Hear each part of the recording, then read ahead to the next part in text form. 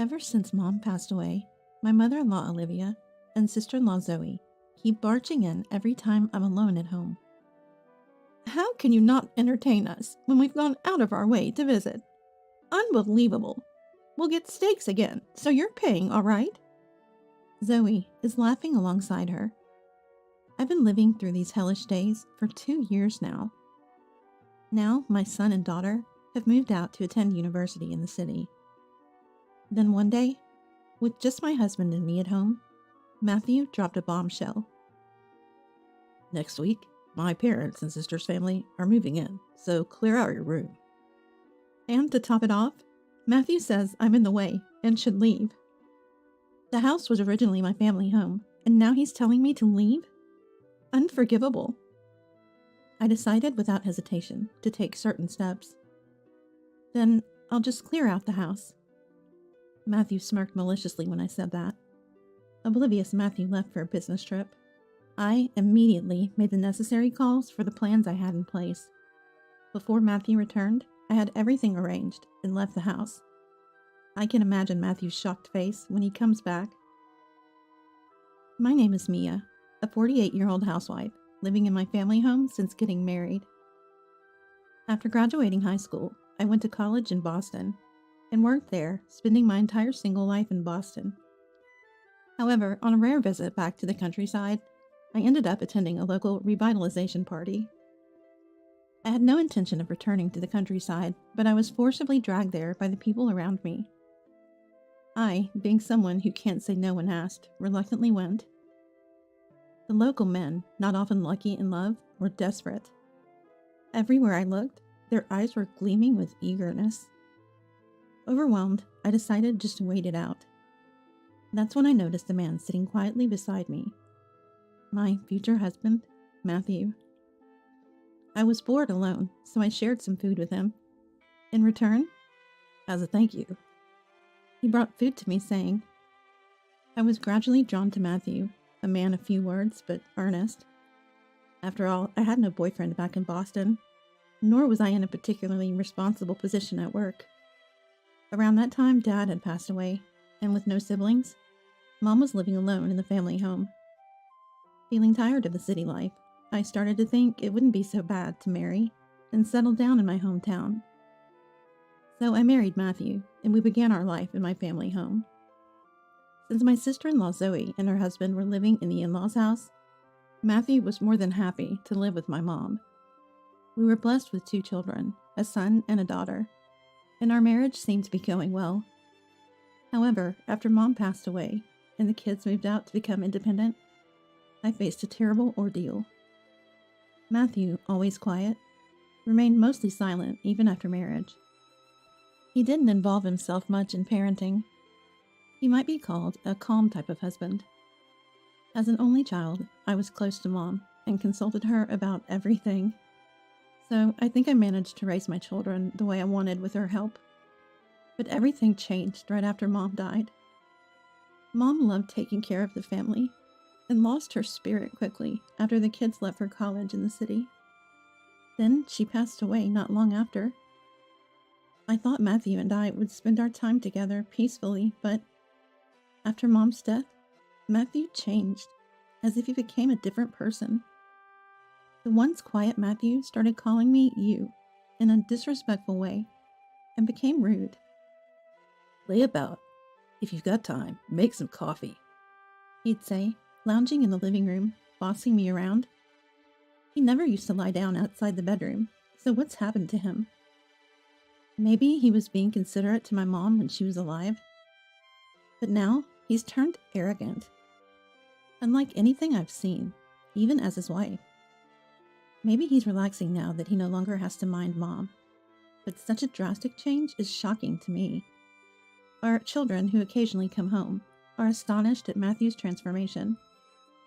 Moreover, even when the kids are home, Matthew sticks to the TV, refusing to leave the living room.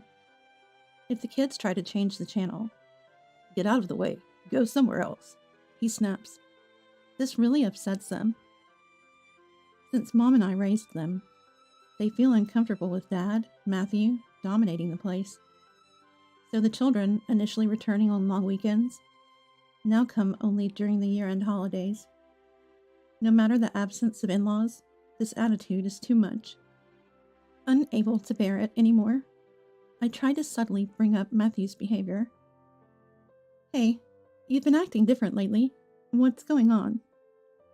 What's changed? He retorted. Since Mom passed away, maybe. You used to be so calm. But now you seem irritable.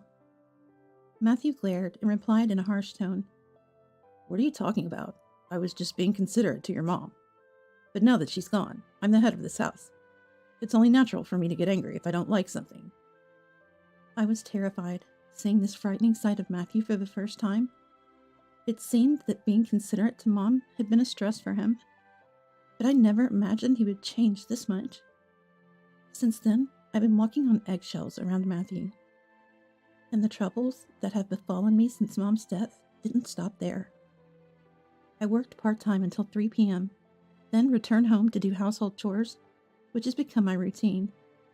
When Mom was alive, we used to enjoy tea time together at this hour, but now it's become a depressing time.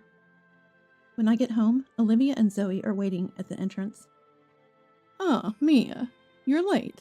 We've been waiting in the cold for 40 minutes, Olivia complained. That's right, Mia. We heard you finished work at 3 p.m., so we timed our visit accordingly. Why are you so late? Zoe added. Yes, these two started coming to our house every day at this time, knowing my part-time job ends at 3 p.m. In the in-laws' house, the in-laws and Zoe's family live together. Like us, Zoe's husband moved into her family home. Zoe, who has no children and hasn't worked for a long time, always sticks to Olivia. I used to think Olivia and Zoe were kind people when Mom was alive, but like Matthew, they started being brazen with me as soon as Mom passed away. I'm sorry, I was shopping on my way back, I said. Fearing their complaints, if I showed any displeasure, I could only apologize and let them in. Once inside, I have to change and put away the shopping first. But without waiting, Olivia starts nagging. You have your husband's mom and sister visiting, and you don't even care for us. Unbelievable. We'll get steaks again, so you're paying, right?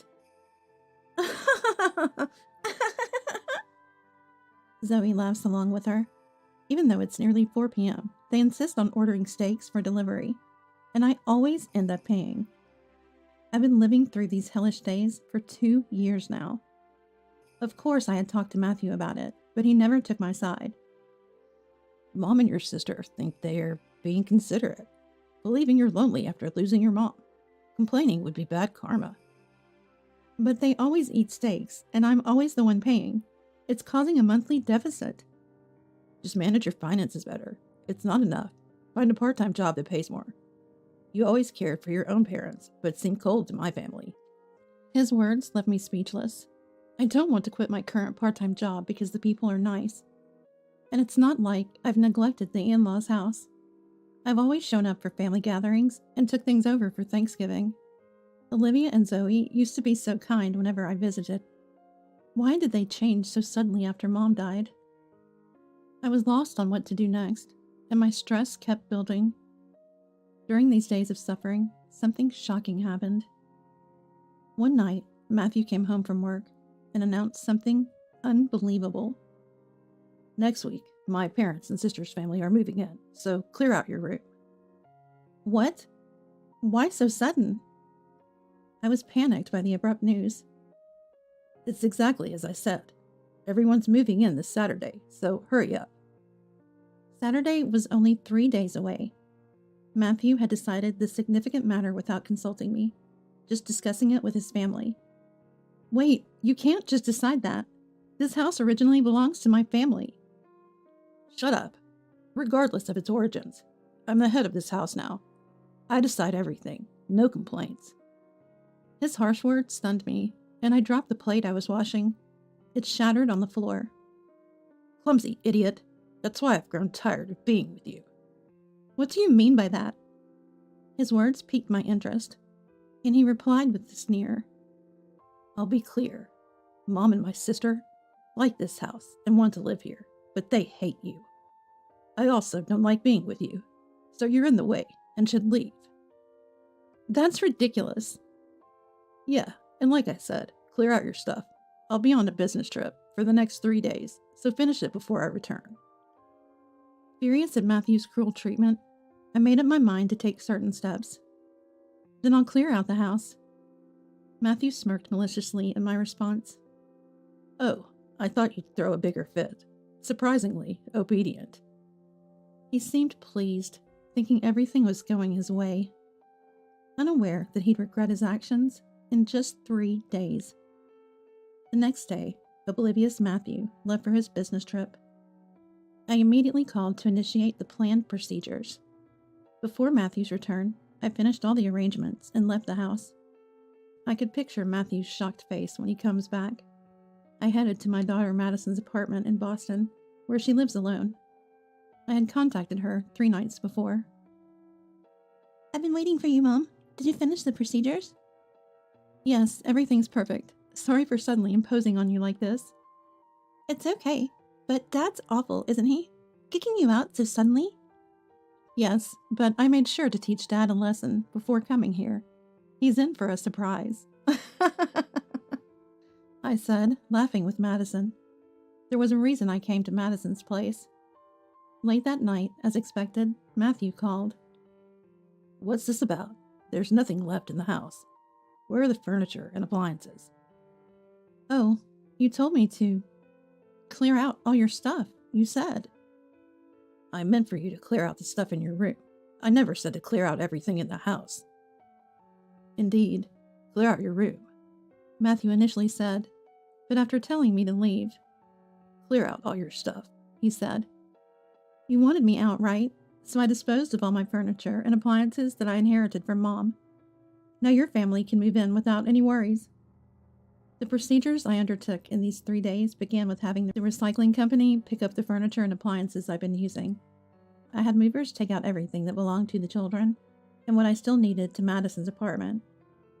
I felt bad for inconveniencing Madison, but she was eager to get back at Matthew and helped me. After a long silence, Matthew spoke in a troubled voice. Actually, the part about my parents and sister's family moving in was a lie. Both Mom and my sister are likely to get divorced. Oh, I see. So they're planning to take refuge with you. I replied as if I already knew. What? Aren't you surprised? Both might get divorced. Well, I knew that. Huh? Matthew sounded dumbfounded. I had already contacted my father-in-law, Robert, and my sister-in-law's husband, Richard, in these 3 days, so I was fully aware of the current situation of the in-laws. Actually, Richard is originally from Boston. He got interested in a community revitalization event in our area and decided to participate. There, he caught Zoe's eye, who pursued him one-sidedly, and even her mom, Olivia, pressured him into marriage. Then, at Olivia and Zoe's request, he moved into their family home. After marriage, Zoe, spoiled by her overly indulgent mother Olivia, had a free reign, causing a lot of trouble for Richard. Moreover, since Zoe started barging in every evening, she stopped cooking meals. Well, considering how much steak they ate in the evenings, it was expected. After 2 years of such a lifestyle, Get out! Robert, infuriated, shouted at Olivia and Zoe. I felt a sense of relief when I heard this story from Richard. Matthew had decided to let Olivia and Zoe move in with us after hearing they might be kicked out. Since they would only bring minimal luggage, the lack of furniture and appliances would be problematic. Interestingly, Matthew's supposed business trip was actually a visit to Robert, pleading for forgiveness for the two. But since Robert refused, Matthew ended up helping them pack their things. When I told Matthew everything I learned from Richard, "What a cunning wife!" I faintly heard from the other end of the phone. Apparently, Olivia was eavesdropping behind Matthew. "Mia, what will you do about this? We can't live in a place with nothing." How could you secretly contact my husband? What a terrible woman you are. Zoe was there too. Oh, you all seem troubled. By the way, I also asked Richard to beg Robert for forgiveness. He said if they reflect on their actions overnight, they can return home tomorrow morning. Really? Zoe and Olivia seemed delighted, celebrating together. Mia, I take back what I said earlier. You're not so bad after all. Matthew sounded disappointed, having brought them home for nothing. Well, it's good for the two of them, but what about me? Can't you at least bring back the appliances? Oh, by the way, while clearing out everything, I also arranged to sell the house, so please leave soon. Hey! Matthew's voice rose in disbelief. I'm your husband. How can you treat me like this? Oh, weren't you trying to kick me, your wife, out? That's pretty terrible, too. Matthew fell silent, unable to respond. I added, Oh, right. Your things are still in the house. Check the small desk you use as a study. The divorce papers are in the drawer. I filled out my part. Just sign yours. I heard Matthew's footsteps heading to the back room. Opening the drawer, he muttered, These are divorce papers. Yes, just fill out your part and send them in, please. Don't be ridiculous. Why should I have to divorce? You wanted me to leave, right? That's the same as divorcing. Matthew must not have expected his actions to backfire this way. I thought he was silent, but then I heard crying. In a voice mixed with tears, he pleaded, Please, I was wrong. I'll treasure you from now on. Could you reconsider? I'm begging you, believe me. Matthew pleaded, but I couldn't forgive his misdeeds of prioritizing his relatives over me and trying to kick me out. It would have been fine to accept Olivia and Zoe being kicked out of their home, but he should have consulted me. How can I trust a husband who neglected me and planned to take in his mother and sister? So his apologies now won't change my decision. The next morning, Zoe called. Mia, you liar. When we got home, Dad and Richard were gone and the house was sold. Zoe sounded furious, but I remained calm and unbothered. I didn't lie. I did say you could return, but I never said Dad or Richard would be waiting for you. Damn it, we were tricked. I heard Zoe and Olivia complaining in the background. Then Olivia noticed an anonymous envelope in the mailbox, opened it, and cried out loud. It contained a letter from Robert to Olivia and Zoe, along with divorce papers signed only by Robert and Richard. I already knew the contents from Robert. Robert had grown tired of Olivia's stubborn and selfish behavior and had been considering moving into a senior facility. This incident solidified his decision to sell the house and move. Richard also seemed to be returning to his family home in Boston to divorce the pampered Zoe. Mia, do something. We'll have nowhere to live. It's not my problem. Why not apologize to Richard and ask for forgiveness? I suggested, but Zoe's pride wouldn't allow her to apologize. She started sobbing quietly. Olivia trying to console her. Poor thing, she said. Then she grabbed the phone and yelled, This wicked wife, inhuman! Though startled by her scream, I remained calm and delivered my final words. Okay, take care. Goodbye. I heard a voice from the other end. Wait a minute! But I hung up without concern. I was done being dragged into their pace. Their selfish behavior caused their misfortune, yet they blamed me until the end. Soon Matthew and I will be divorced, making them strangers to me. Since then, I won't have to deal with them ever again. Matthew hesitated to file the divorce papers, so I hired a lawyer and started legal proceedings.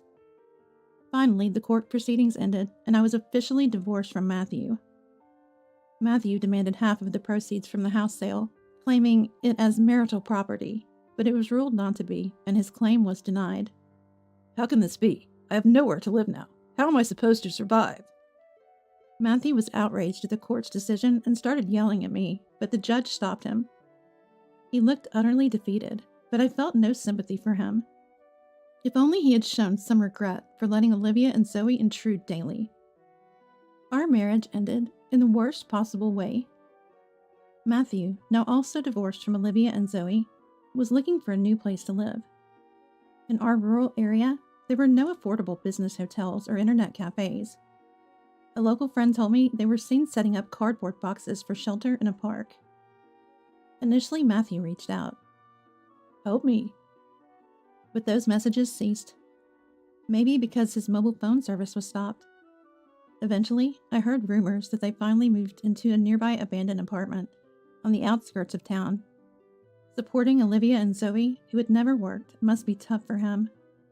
Zoe, still of working age, remains unemployed. likely due to her pride.